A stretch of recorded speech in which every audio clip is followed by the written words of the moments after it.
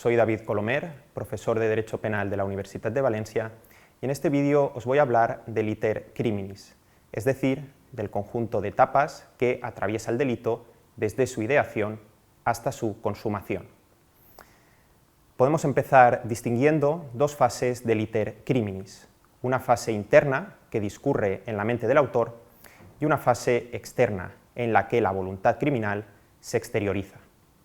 La fase interna no puede ser objeto de castigo, pues es una máxima del derecho penal moderno que el pensamiento no delinque.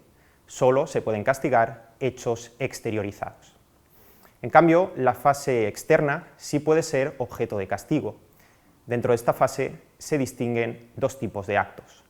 Los actos preparatorios, que comprenden las primeras exteriorizaciones de la voluntad criminal, previas y encaminadas a la ejecución del delito, y los actos ejecutivos, que son los que transcurren desde que se da inicio a la ejecución del delito hasta su completa realización, dando lugar a la tentativa o a la consumación.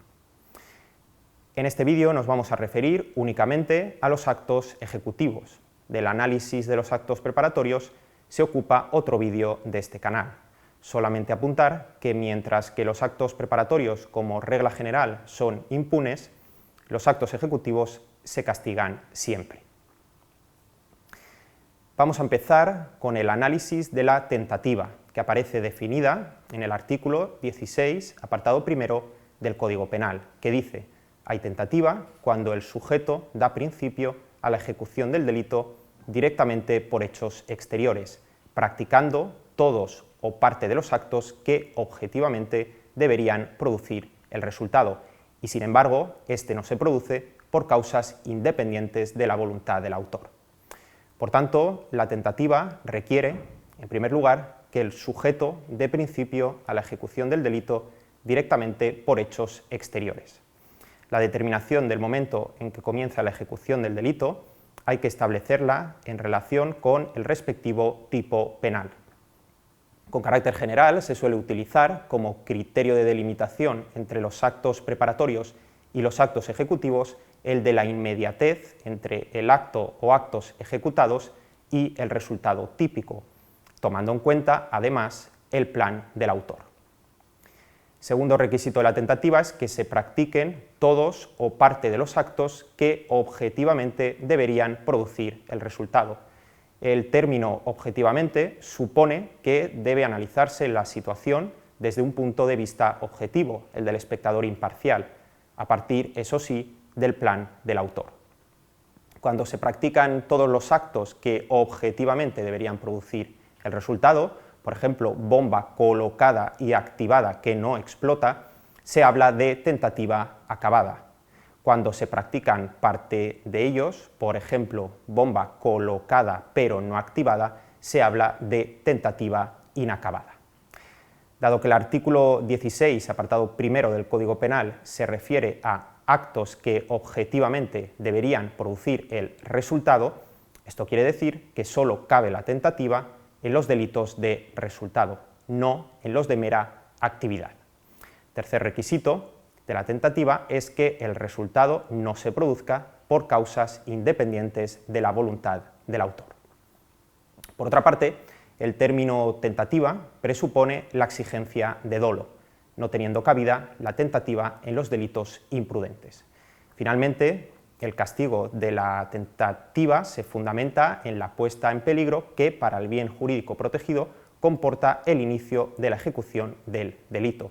Por ello, debe exigirse la efectiva puesta en peligro del bien jurídico, desvalor de resultado, lo que debería determinar la impunidad de la tentativa inidónea, que comprende aquellos supuestos en los que el sujeto emprende un proceso causal inadecuado para alcanzar el resultado típico, por ejemplo, intentar asesinar a alguien pretendiendo envenenarlo con una sustancia no tóxica.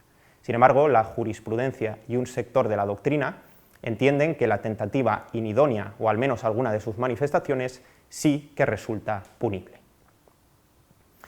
A diferencia de lo que sucede con los actos preparatorios, la tentativa se castiga siempre. Al respecto, dice el artículo 62 del Código Penal. A los autores de tentativa de delito se les impondrá la pena inferior en 1 o 2 grados a la señalada por la ley para el delito consumado, en la extensión que se estime adecuada, atendiendo al peligro inherente al intento y al grado de ejecución alcanzado. Por tanto, a la hora de optar entre imponer la pena inferior en 1 grado o la pena inferior en 2 grados, el juez debe tomar en cuenta, por un lado, el peligro inherente al intento y, por otro, el grado de ejecución alcanzado. En este sentido, la calificación de la tentativa como acabada o inacabada debería incidir en la decisión de rebajar en 1 o 2 grados la pena.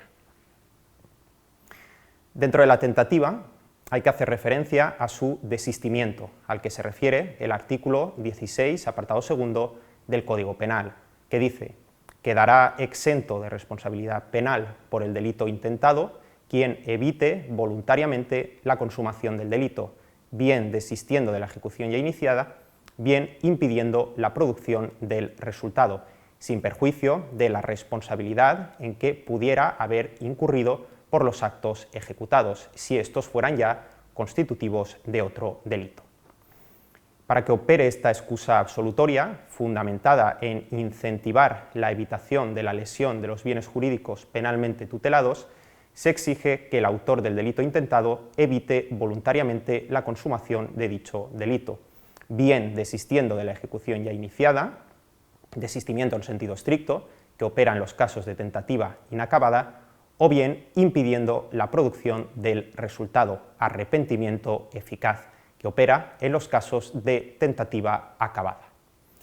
El Código Penal contempla expresamente la posibilidad de desistimiento de los coejecutores, pese a que la ejecución continúe por parte de otros intervinientes.